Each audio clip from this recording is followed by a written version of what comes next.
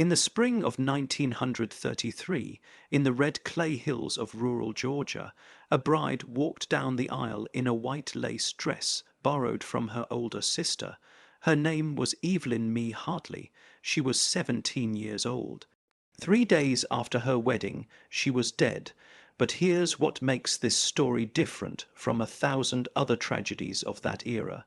Evelyn Mae Hartley was buried twice, in two different graves, 40 miles apart. And for 90 years, no one has been able to explain why. What I'm about to share with you isn't folklore, it isn't legend. Every detail comes from court documents, death certificates, newspaper archives, and testimonies that were sealed for decades. This is the story that the town of Millbrook, Georgia, tried to forget. A story about what happens when respectability becomes more important than truth, when silence is enforced by those in power, and when a young woman's death raises questions that no one in authority wanted to answer. Welcome to Whispers of Mystery. I'm your host, and tonight we're investigating a case that should have been solved in 1933, but instead became one of the South's most disturbing mysteries. If you appreciate the deep research that goes into uncovering these hidden histories, please subscribe to this channel and turn on notifications. We dig where others fear to look. And what we found in the Evelyn Mae Hartley case will change how you think about the so-called respectable families of the Depression-era South. The documents don't lie, but for 9 decades, people did. Let's begin with what everyone agrees happened. On April 22, 1933, Evelyn Mae Hartley married Thomas Wickham Calhoun Roman, III, at the First Baptist Church of Millbrook, Georgia. The marriage license is on file at the Crawford County Courthouse. Evelyn's age is listed as 17. Thomas's age is listed as 34. Her occupation, none. His occupation, landowner and timber merchant. The wedding was small, only immediate family in attendance, which wasn't unusual for the time given the economic collapse gripping the nation. Thomas Wickham Calhoun came from old money. Not the kind of wealth that survived the Depression intact, but the kind of name that still commanded respect. His grandfather had been a colonel in the Confederate Army. His father owned 3,000 acres of pine forest and a sawmill that employed 40 men before it closed in 1931. Thomas himself had been educated at a military academy in Virginia and had married once before. His first wife, Sarah Pemberton Calhoun, had died in 1929. The cause of death listed on her certificate, complications from childbirth. The child, a son, died as well. Evelyn Mae Hartley came from altogether different circumstances. Her father, Robert Hartley, worked as a tenant farmer on land owned by the Calhoun family. The Hartleys lived in a 4-room house without electricity or indoor plumbing, one of 30 such homes on the Calhoun property. Evelyn was the youngest of 6 children. She had completed 8th grade, which was more education than most girls in her position received. According to a teacher's notation in the Millbrook school records, Evelyn was quiet, obedient, and showed aptitude in arithmetic.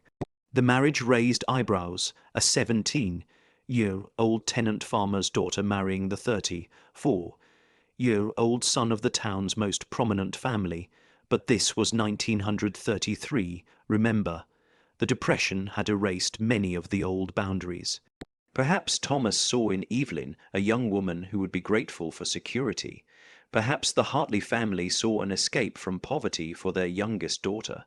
Perhaps Evelyn herself had feelings we'll never know about. What we do know is that 3 days after the wedding, on April 25, 1933, Evelyn Mae Calhoun was found dead in the bedroom of the Calhoun family home. The death certificate was signed by Dr. Marcus Whitfield, the only physician in Millbrook. Cause of death, cardiac arrest. Time of death, approximately 2 o'clock in the morning. The certificate notes no autopsy was performed. In rural Georgia in 1933, this wasn't uncommon. Autopsies cost money.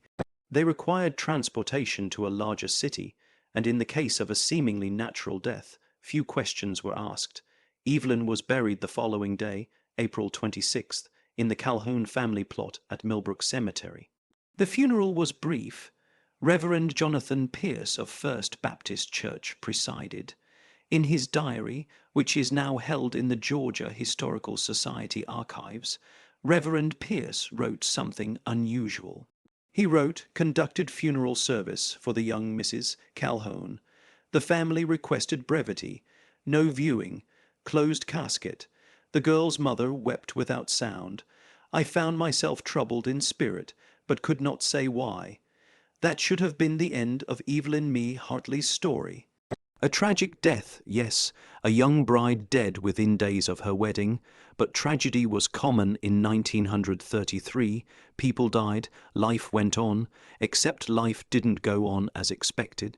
6 days after Evelyn's burial, on May 2nd, 1933, a farmer named Joshua Tate was clearing brush on his property 14 miles south of Millbrook, near the Ocmulgee River. He was burning a pile of deadwood when his shovel struck something solid. He thought it was a rock. It wasn't a rock. It was a wooden crate approximately 6 feet long, buried in a shallow grave less than 2 feet below the surface. Joshua Tate stopped digging. He walked 3 miles to the Crawford County Sheriff's office and reported what he'd found. Sheriff William Dawes arrived at the site with 2 deputies. They excavated the crate. Inside was the body of a young woman wearing a white nightgown. The body showed signs of decomposition consistent with approximately 1 week of burial. The woman's hands were tied behind her back with cotton rope. Her mouth was bound with cloth. There was no identification on the body, but one of the deputies, a man named Carl Hodges, recognized the nightgown. His wife had done laundry for the Calhoun family for 15 years. She had washed that particular nightgown with its distinctive embroidered collar many times. It had belonged to Sarah Pemberton Calhoun, Thomas's first wife. Sheriff Dawes ordered the body transported to the Crawford County Courthouse. He sent word to Dr. Marcus Whitfield to examine the remains, and then Sheriff Dawes did something that the records show he struggled with. He drove to the Calhoun family home to ask Thomas Wickham Calhoun Roman III to identify the body. The meeting is documented in Sheriff Dawes's incident report, filed on May 3, 1933. According to the report, Thomas Calhoun refused to come to the courthouse.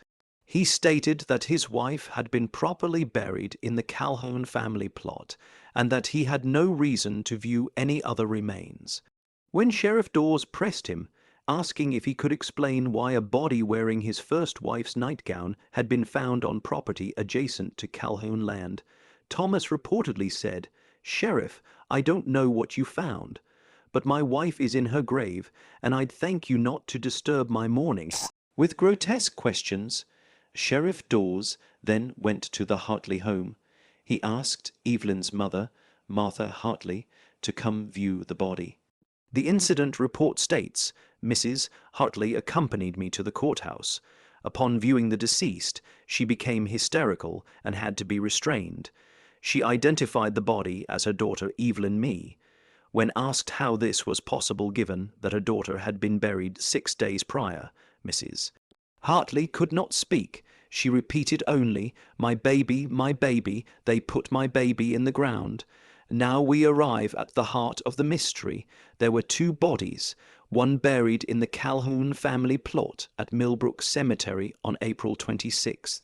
One discovered in a shallow grave near the Ocmulgee River on May 2nd. Both, according to witnesses, were Evelyn Mae Hartley Calhoun. Sheriff Dawes ordered an exhumation of the grave in Millbrook Cemetery. The exhumation took place on May 4th, 1933, in the presence of Reverend Pierce, Dr. Whitfield, and 3 county officials. The coffin was raised. It was opened. The coffin contained the body of a young woman. But according to the exhumation report filed by Dr. Whitfield and Co., signed by the county coroner.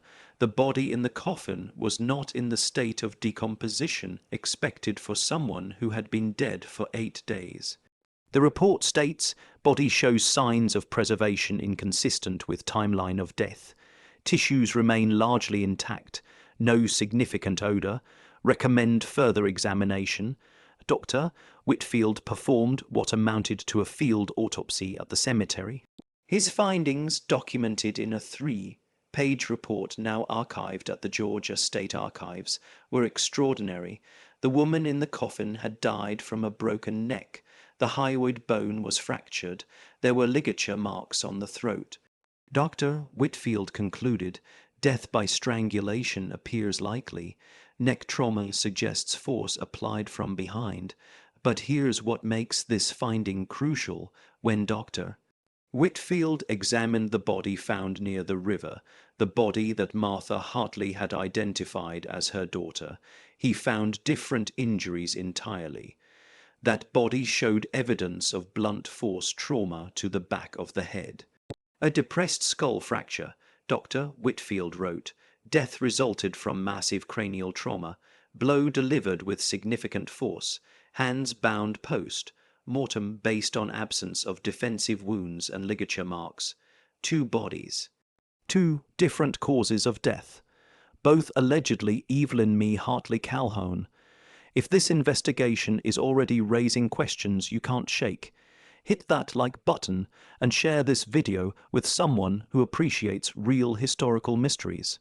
The story only gets darker from here. Sheriff Dawes now faced an impossible situation. He had 2 bodies, both identified by family members as the same person. He had one death certificate listing cardiac arrest as the cause of death, signed by a doctor who now admitted he'd never actually examined the bride before signing that certificate. And he had Thomas Wickham Calhoun Roman III, a man from the most powerful family in the county, refusing to cooperate with the investigation. Dawes did what many sheriffs in rural southern counties would have struggled to do in 1933. He arrested Thomas Calhoun on suspicion of murder.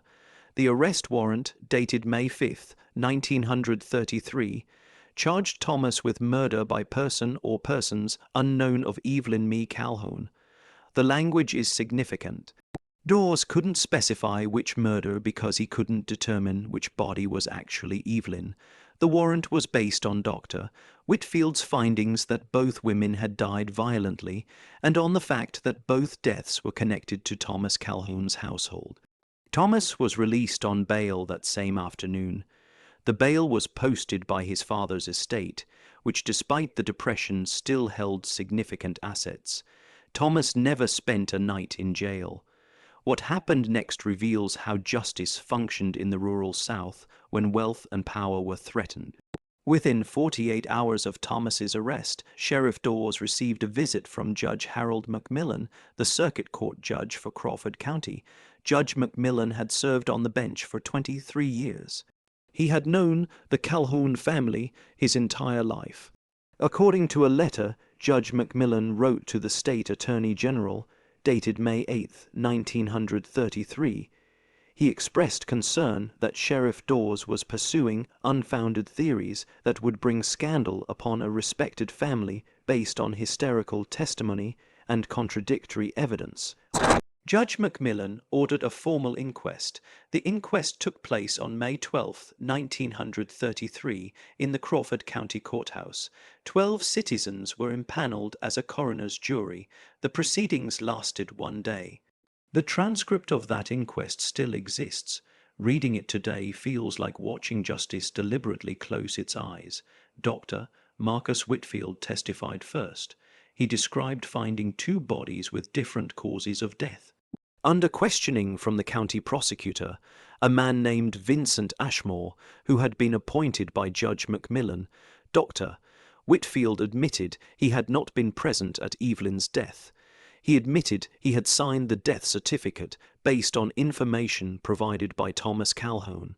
When asked if he could definitively state which body was Evelyn Hartley Calhoun, Dr. Whitfield said he could not. Both bodies were consistent with a young woman of Evelyn's age and general description. Martha Hartley testified next. She stated that she had identified the body found near the river as her daughter based on a birthmark on the left shoulder blade.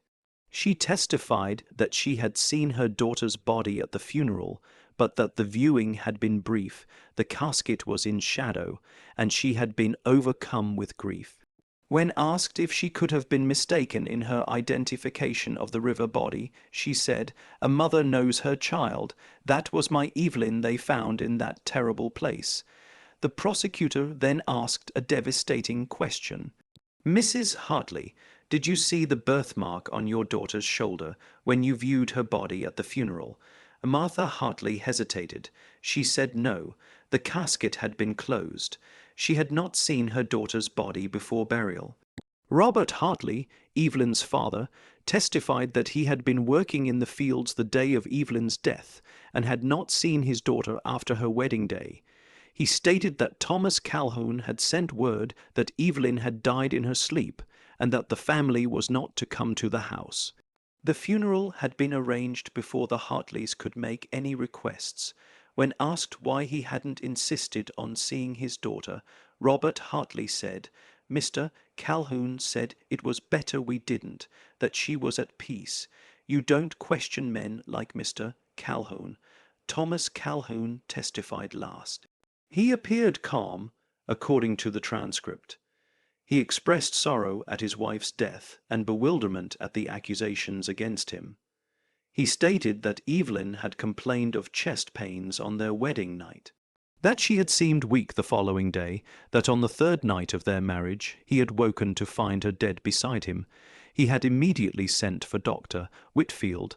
The doctor had examined the body and pronounced her dead of natural causes. Thomas had arranged a quick funeral because he felt it was more dignified than prolonging the family's grief. When asked about the body found near the river, Thomas stated he had no knowledge of it. When asked about his first wife's nightgown being on that body, Thomas said the nightgown had been given to charity after Sarah's death and could have ended up anywhere. When asked why Evelyn would have been buried in a closed casket with no viewing, Thomas said, "That was my decision, my wife, my grief, my choice." The prosecutor asked one final question. "Mr. Calhoun, can you explain why two bodies have been found, both claimed to be your wife, both showing signs of violent death?" Thomas Calhoun's answer is recorded in the transcript. "I cannot explain madness, Mr. Ashmore. I can only grieve my loss and ask that this community allow me to mourn in peace." The coroner's jury deliberated for less than 2 hours. Their verdict, read into the record by the jury foreman, stated, "We find that Evelyn Mae Calhoun died of causes unknown. We find insufficient evidence to determine which of the two bodies recovered is that of the deceased. We find no evidence of criminal wrongdoing by Thomas Wickham Calhoun, Roman 3. We recommend this matter be closed pending discovery of new evidence." The charges against Thomas Calhoun were dismissed on May 13, 1933. Both bodies remained in the custody of Crawford County. After 3 weeks, with no family claiming the body found near the river and no resolution to the question of identity, Judge Macmillan ordered both bodies buried. The body from the Calhoun family plot was reburied in that same location. The body from the river was buried in the paupers section of Millbrook Cemetery in an unmarked grave.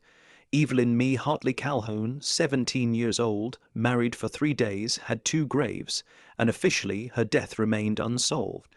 But the story doesn't end there. In fact, the official end of the investigation is where the real mystery begins. In the months following the inquest, strange things began happening in Millbrook, small things at first. Whispers, gossip that couldn't quite be suppressed despite the best efforts of the town's leading families. In June of 1933, Dr. Marcus Whitfield left Millbrook. He relocated to Savannah and opened a practice there. In a letter to his sister, dated June 22, 1933, which was discovered in a private collection and donated to the Georgia Historical Society in 1987. Dr. Whitfield wrote, "I cannot remain in this place. What I witnessed, what I was compelled to endorse through my silence, weighs upon my conscience. The girl had marks on her that spoke of violence. Both girls did, and I was made to understand that certain truths were more dangerous than lies." In August of 1933, Reverend Jonathan Pierce resigned from First Baptist Church. His resignation letter cited health reasons, but in his personal diary, which his family kept private until his death in 1968, Pierce wrote extensively about the Calhoun case. One entry, dated August 3, 1933, reads, "I am a coward. I stood at that graveside and blessed a burial I knew to be false. Thomas Calhoun's eyes held no grief. They held warning. Judge Macmillan himself told me that some questions should never be asked in polite society. But Christ asks us, bear witness to truth. I have failed him and that poor child." In September of 1933, Sheriff William Dawes was voted out of office in a special election. His opponent, a man named Richard Tomlin, who had the backing of the county's largest landowners, won by a landslide. Dawes left Georgia entirely. He moved to Tennessee and died in 1941. His personal papers were destroyed in a house fire, but his son later stated in an oral history interview that his father had spoken about the Calhoun case only once. He said powerful men could make anything disappear, even the truth. He said he'd tried to do right and had learned that sometimes right doesn't matter. And Thomas Whitcomb Calhoun Roman III, he remained in Millbrook. He never remarried. He lived in the family home until his death in 1967 at the age of 68. His obituary in the Millbrook Gazette made no mention of Evelyn. It listed him as a widower of his first wife, Sarah Pemberton Calhoun. For decades, the story of the two graves faded from public memory. The people who remembered the case grew old and died. The courthouse records gathered dust. Millbrook, like so many small southern towns, preferred to forget its uncomfortable past. But here's what I want you to understand. The evidence suggests that someone murdered Evelyn Mae Hartley within 3 days of her wedding. The evidence also suggests that someone went to elaborate lengths to conceal that murder. A second body, a substitute, was buried in her place. But where did that second body come from? Who was she? And why was Evelyn's actual body disposed of in such a crude manner, hastily buried near the river? If you're finding this as disturbing as I am, make sure you're subscribed to Whispers of Mystery. We're about to go deeper into theories that were never officially investigated, testimonies that were suppressed, and evidence that suggests this wasn't just murder. It was something far more calculated. Let's examine what the official investigation refused to consider. Theory 1. Thomas Calhoun murdered his bride, possibly on their wedding night, and orchestrated an elaborate cover-up. This is the most straightforward explanation. Thomas had the means, the social power, and potentially the motive. But what motive? Some have speculated that Evelyn discovered something about Thomas, perhaps related to his first wife's death. Remember, Sarah Pemberton Calhoun died in childbirth in 1929. The child died too. But what if Sarah's death wasn't natural? What if Evelyn found evidence of that, supporting this theory, the fact that Evelyn was found wearing Sarah's nightgown? The fact that Thomas controlled the entire narrative around Evelyn's death, the speed of the burial, the closed casket, his refusal to cooperate with Sheriff Dawes, the convenient verdict that cleared him entirely. But this theory has problems. If Thomas murdered Evelyn, where did he get the second body? The body that was buried in the Calhoun family plot. That body was also a young woman, also showing signs of violent death. Did Thomas kill 2 women, and if so, why?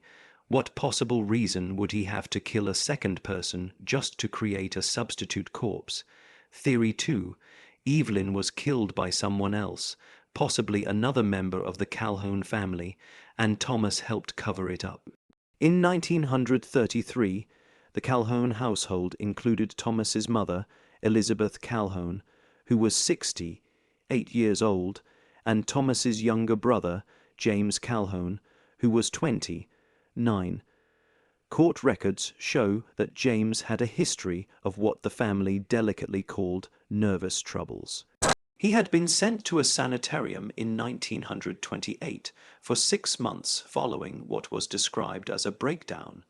In a deposition given in 1952 during an unrelated property dispute, a former servant in the Calhoun household, a woman named Betty Moore, stated that she had worked in the house in 1933.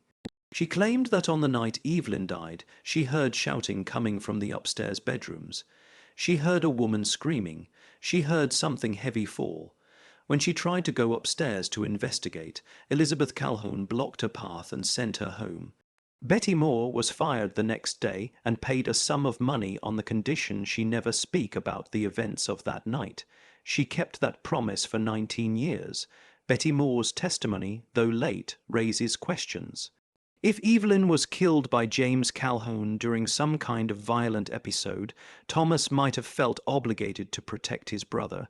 The cover-up would have been a family decision, but again, this doesn't explain the second body.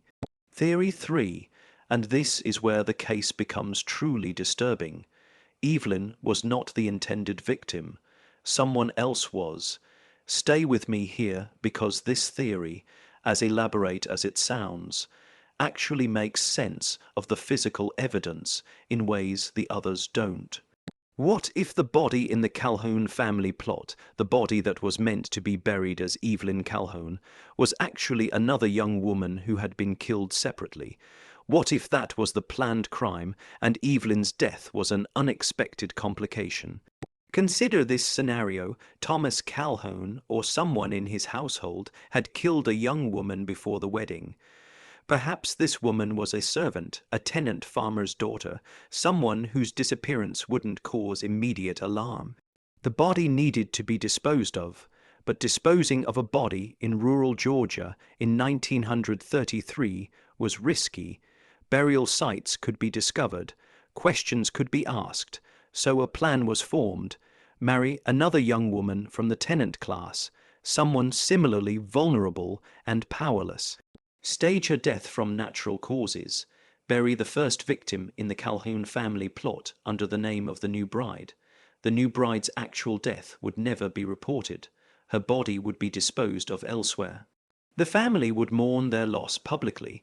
The substitution would never be discovered because no one would think to exhume a grave in a respected family cemetery.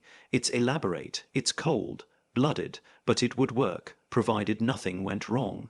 Except something did go wrong. Someone discovered the real Evelyn's body. Perhaps it was meant to be more thoroughly hidden and the job was rushed. Perhaps the killer panicked, or perhaps there was a second party involved who didn't follow through with their part of the plan. This theory explains why there were two bodies with different injuries. It explains the substitute corpse. It explains why Thomas insisted on a closed casket and quick burial. He needed that first body in the ground before anyone could examine it too closely. It explains his shock when the second body was found. That wasn't supposed to happen. But who was the first victim? The woman strangled and placed in Evelyn's coffin. I spent months searching through records trying to answer this question. Missing persons reports from Crawford County in 1933, death certificates, anything that might identify an unaccounted for young woman who died around that time, and I found something. In April of 1933, 3 weeks before Evelyn's wedding, a young woman named Ruth Ann Shepherd was reported missing by her family. Ruth Ann was 19 years old. She worked as a house servant for various families in Millbrook. According to the missing persons report filed on April 3rd, Ruth Ann had told her family she was going to work at a house outside town and would return in 3 days. She never came back. The family filed a report with Sheriff Dawes. He made inquiries. No one admitted to hiring Ruth Ann. The case went nowhere. Ruth Ann was one of 6 children of an illiterate laborer. She had no social standing. Her disappearance was noted and forgotten. Here's what makes this significant. Ruth Ann Shepherd was described in the missing persons report as 5 feet 4 inches tall, brown hair, slender build, approximately 110 pounds. This matches the general description of both Evelyn Hartley and the 2 bodies found in the case. In a small town like Millbrook, where most young women came from similar backgrounds and lived similar lives, the physical similarity wouldn't be unusual. But there's more. In the Crawford County property tax records for 1932, the year before these events, there's a notation that the Calhoun family paid wages to several household servants. One of them is listed simply as R. Shepherd. It's not definitive, but it's suggestive. Ruth Ann Shepherd may have worked in the Calhoun household. If she did, and if she died there under violent circumstances, Thomas would have faced a crisis. A servant's death in a wealthy home, especially a death showing signs of violence, would bring questions. It would bring law enforcement. It would threaten the family's reputation, unless the death could be made to disappear entirely. Now, I want to be clear. This is theory. I cannot prove Ruth Ann Shepherd was the body in Evelyn's coffin. But the pieces fit in a way that other explanations don't. A young woman disappears 3 weeks before the wedding. Another young woman marries into the household and dies within 3 days. 2 bodies appear, both showing signs of murder. One is buried under the bride's name in a respected cemetery. One is dumped in a shallow grave. The question becomes, did Thomas Calhoun marry Evelyn Hartley specifically to create a cover for a murder he'd already committed? Was Evelyn's death always part of the plan, or did something go catastrophically wrong, and Evelyn discovered what had happened to Ruth Ann Shepherd? Dr. Whitfield's letter to his sister mentions that the girl had marks on her that spoke of violence. Both girls. The girl in the coffin died from strangulation. The girl by the river died from blunt force trauma. Different methods, different circumstances. This suggests 2 separate acts of violence, not one incident with 2 victims. If Evelyn died from a blow to the head, it could have been sudden, an argument, a confrontation. Perhaps she found Ruth Ann's body or evidence of Ruth Ann's death. Perhaps she threatened to go to the authorities. A blow in anger, an accident that couldn't be undone, and suddenly the elaborate plan falls apart. Now there are 2 bodies to dispose of. The substitute is already in place, but the real bride is dead and can't be allowed to be examined. So she's taken from the house, probably in the night, and buried hastily near the river on property that borders the Calhoun land. Someone didn't dig deep enough, or someone was interrupted, or someone wanted the body to be found. That's another possibility. What if someone in the household, horrified by what was happening, deliberately left clues, the shallow grave, the recognizable nightgown, perhaps Dr. Whitfield's vague documentation? Perhaps even Cher, if Dawes's unusual persistence in pushing the investigation despite pressure from above. There are small moments in the historical record that suggest resistance. That letter from Reverend Pierce, where he calls himself a coward, that suggests he knew he should have spoken up. Dr. Whitfield leaving town immediately after the inquest and writing about conscience and dangerous truths. Sheriff Dawes pursuing the case even when it cost him his position. These are people who knew something was wrong but couldn't or wouldn't testify to it publicly. In 1933, rural Georgia, you didn't accuse a Calhoun of murder. You didn't drag a prominent family through scandal. You looked away. You kept silent. You trusted that the people in power had reasons for what they did, reasons you weren't privy to. That silence is what allowed the case to close. That silence is what put 2 women in their graves and left no justice for either of them.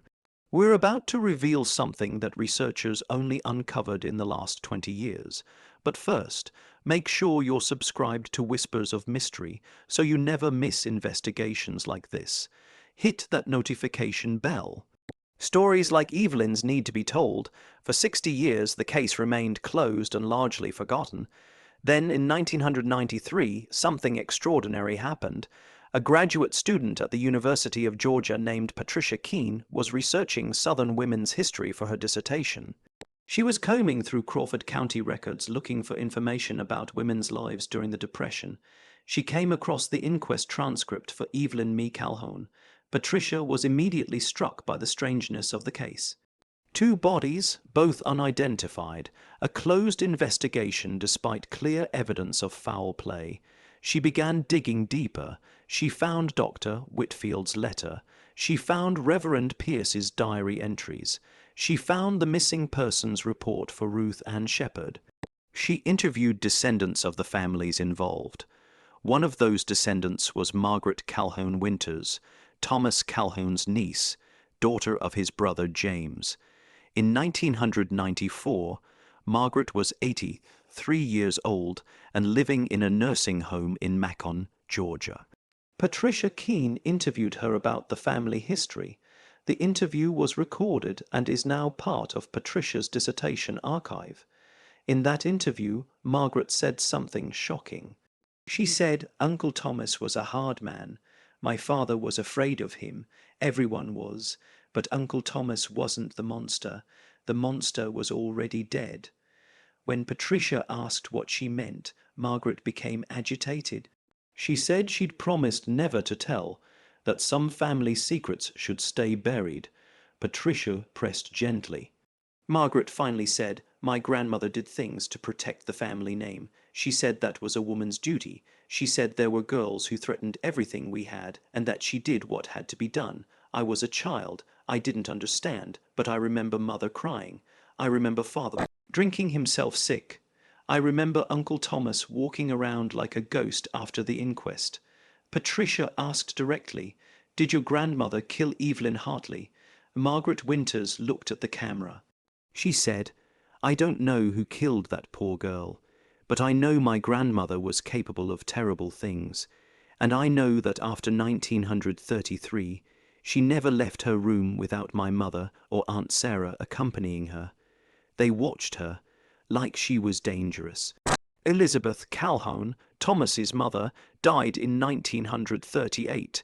Her death certificate lists cause of death as pneumonia. She was 73 years old. There's no indication of any mental illness or violent behavior in her medical records. But Margaret's testimony suggests something else, that Elizabeth Calhoun was feared by her own family, that she was monitored, controlled, that she had done something that made her own children wary of leaving her alone. Could Elizabeth Calhoun have killed both Ruth Ann Shepard and Evelyn Hartley? A 68-year-old woman committing brutal murders seems unlikely, but the strangulation death, the body in the coffin, that doesn't require tremendous physical strength. A ligature from behind, surprise, time, and the blow to Evelyn's head, that could have been delivered by anyone in the household. Perhaps Elizabeth commanded it. Perhaps Thomas or James did the actual killing, but under orders from their mother. In the hierarchical structure of Southern families at that time, particularly among the gentry class, a matriarch's word was law. This theory repositions the crime. It's no longer about Thomas Calhoun being a murderous husband. It's about Elizabeth Calhoun being a ruthless protector of family reputation. If Ruth Ann Shepard became pregnant by Thomas or James, if she threatened scandal, Elizabeth might have made the cold calculation that the girl needed to disappear. The elaborate cover-up with Evelyn as the unknowing substitute would be exactly the kind of Byzantine plan a woman protecting her family might devise. And when Evelyn somehow discovered the truth, or became a liability in some other way, Elizabeth had her killed too. Thomas, James, even Thomas's father before he died, they all would have been trapped by what Elizabeth had done, complicit through silence, protective of the family even as they were horrified by it. Patricia Keene's dissertation, titled Silenced Voices, Women and Violence in Depression-Era Georgia, was completed in 1995. It includes an extensive chapter on the Calhoun case. The dissertation is available through the University of Georgia Library System. Patricia's research brought new attention to the case. Several newspapers in Georgia ran stories about it in the mid-1990s. There were calls to reopen the investigation, but in 1995, everyone directly involved was dead.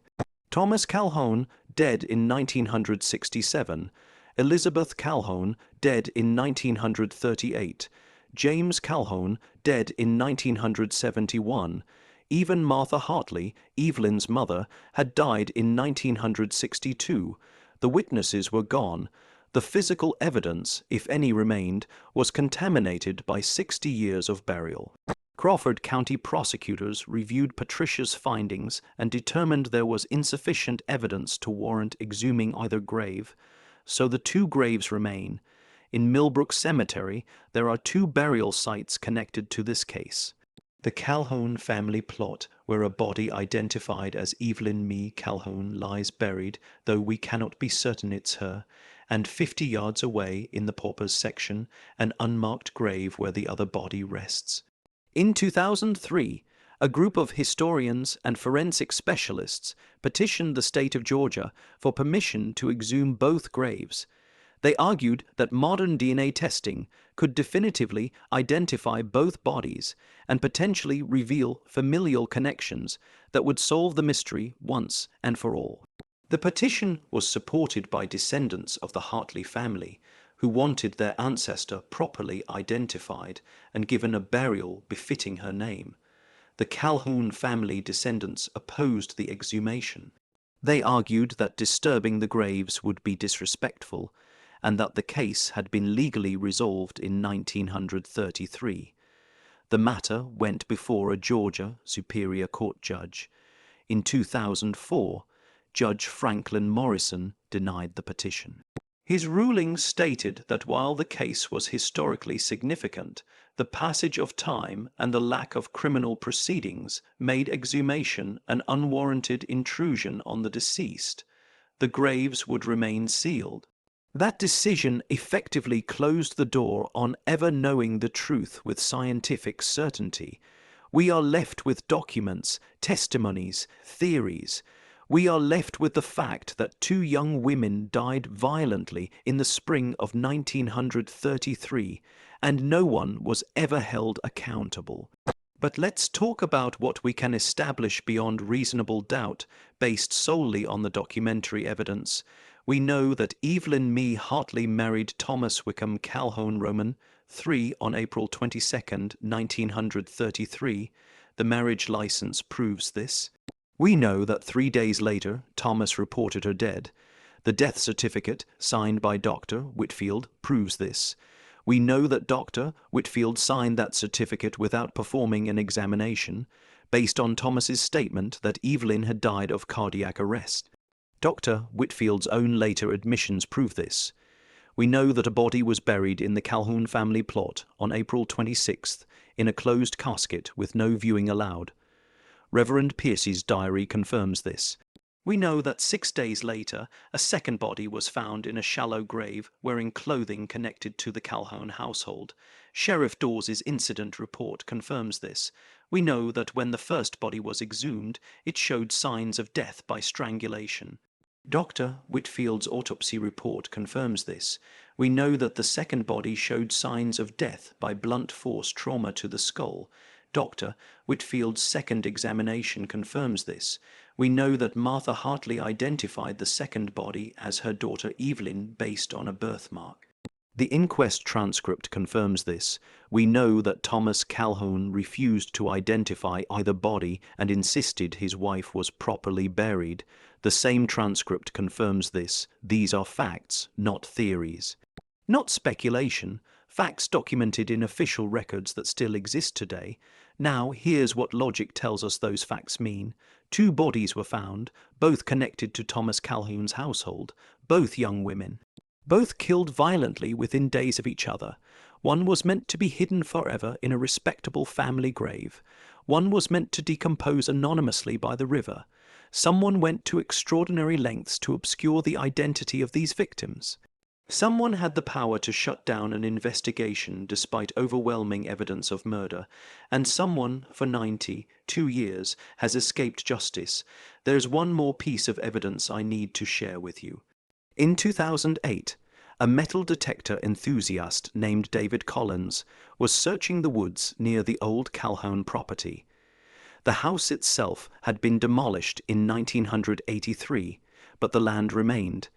David was looking for Civil War artifacts. Instead, he found something buried approximately 3 feet deep in what would have been the garden area behind the Calhoun house. It was a metal box, badly rusted. Inside the box were personal items: a woman's locket, a simple wedding band, a small diary with water, damaged pages. David turned these items over to the Crawford County Historical Society. The diary was sent to a documents conservator who was able to recover some of the text. The diary had belonged to Ruth Ann Shepherd. Her name is written inside the front cover. The entries date from January 1933 to March 1933. Most of the pages are illegible due to water damage, but several passages were recovered. I'm going to read you one of them. This entry is dated March 18th, 1933, approximately 5 weeks before Evelyn's wedding and 2 weeks after Ruth Ann disappeared.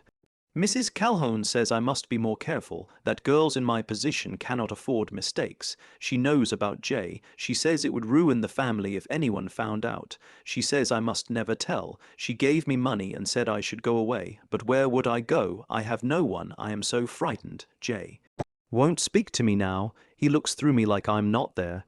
Mrs. Calhoun watches me constantly. She says she will take care of everything. She says she protects her family.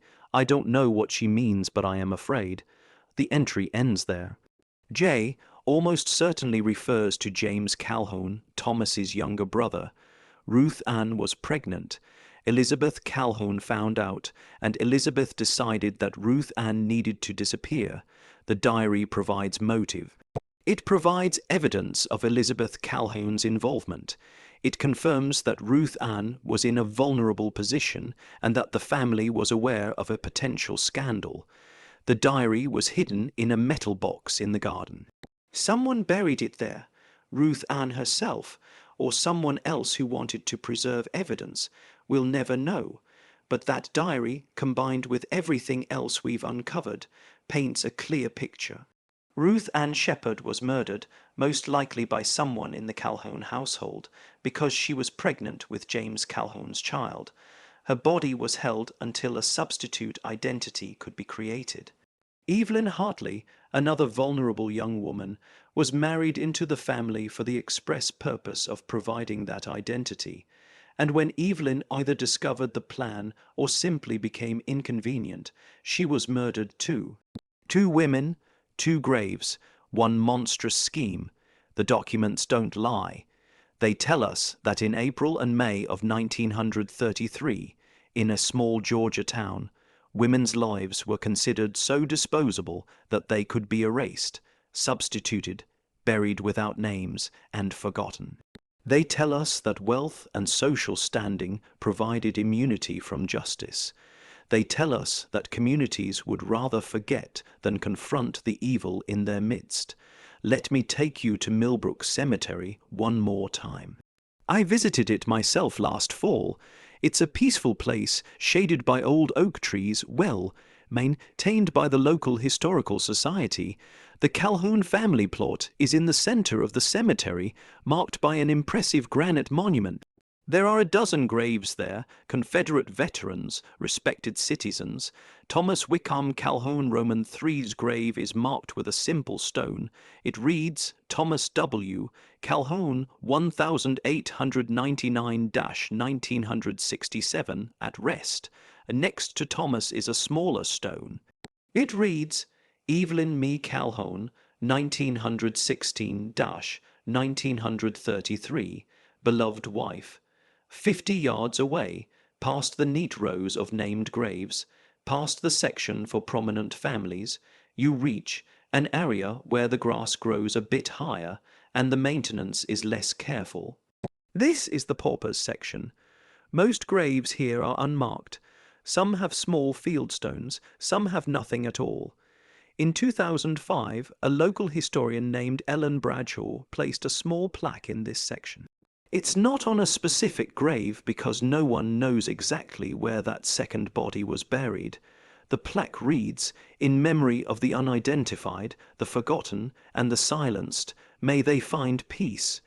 Ellen told a reporter at the time that she placed the plaque specifically thinking of the Calhoun case. She said, "Whether the body in the Calhoun plot is Evelyn or Ruth Ann, we don't know. Whether the body somewhere in this section is the other girl, we don't know. But we know 2 women died violently and were never properly mourned. This is for them. I stood in that cemetery for a long time. I thought about Evelyn, 17 years old, marrying out of her social class, probably hoping for a better life. I thought about Ruth Ann, 19 years old, pregnant and terrified, betrayed by people who should have protected her. I thought about how many other women, in how many other small towns, suffered similar fates and left no trace at all. The only reason we know about Evelyn and Ruth Ann is because someone made a mistake. The body by the river was buried too shallow, or maybe it wasn't a mistake. Maybe whoever put Evelyn in that grave couldn't bring themselves to hide her completely. Maybe that shallow burial was an act of conscience by someone who had already done terrible things, but drew a line at making this girl disappear entirely. We'll never know that either. The people who know the truth took it to their own graves. Elizabeth Calhoun died without ever being questioned about the murders. Thomas Calhoun lived another 34 years in that house and never spoke publicly about his bride's death. James Calhoun, if he was the father of Ruth Ann's child, if he witnessed what his mother did, he kept silent too. The only people who spoke were the powerless ones, Martha Hartley, who insisted until her death in 1962 that her daughter was the body found by the river and that her daughter had been murdered, Dr. Whitfield, who fled town and wrote about conscience and dangerous truths, Reverend Pierce, who called himself a coward in his private diary, Sheriff Dawes, who lost his position for trying to pursue justice, and even their voices were ultimately ignored. The official record states that Evelyn Mae Calhoun died of causes unknown and that no crime was committed. That's what history records. That's what the state of Georgia still maintains today. But you and I, we know better. We've seen the evidence. We've read the testimonies. We understand what happened in that house in April 1933. 2 women were murdered. Their identities were scrambled. Their graves were placed in different sections of the cemetery, separated by social class even in death. And the people responsible used their wealth, their power, and their social standing to ensure they would never face consequences. This is the story that Millbrook, Georgia tried to forget. This is the story that the courts closed without justice. This is the story of 1 bride, 2 graves, and a secret that still echoes in the South. Because here's what haunts me most about this case. It's not unique. For every Evelyn Hartley whose story accidentally survived in court documents and inquest transcripts, how many others disappeared without leaving any trace? How many tenant farmers' daughters, how many servants, how many poor women of the Depression era were killed and buried and forgotten because they had the misfortune of threatening the reputation of a powerful family? The machinery that protected the Calhouns in 1933 existed throughout the South, throughout the country, really. The understanding that certain people mattered and certain people didn't. That certain families could do as they pleased, and certain families had no recourse. That justice was for those who could afford it, and everyone else lived at the mercy of their social betters. That machinery doesn't exist in the same way now, but its echoes remain in how we talk about victims, in whose stories get told and whose get dismissed, in which cold cases receive resources and which are left to gather dust. Evelyn Mae Hartley and Ruth Ann Shepherd deserved better. They deserved to live. They deserved justice. They deserved to be buried with their real names in graves their families could visit. They didn't get any of that. What they got was a twisted scheme that turned them into unidentified bodies, a rushed inquest that cleared their killers, and 90 years of official denial. The least we can do is remember them, say their names, tell their story, refuse to let the powerful silence continue. I want to leave you with one final thought.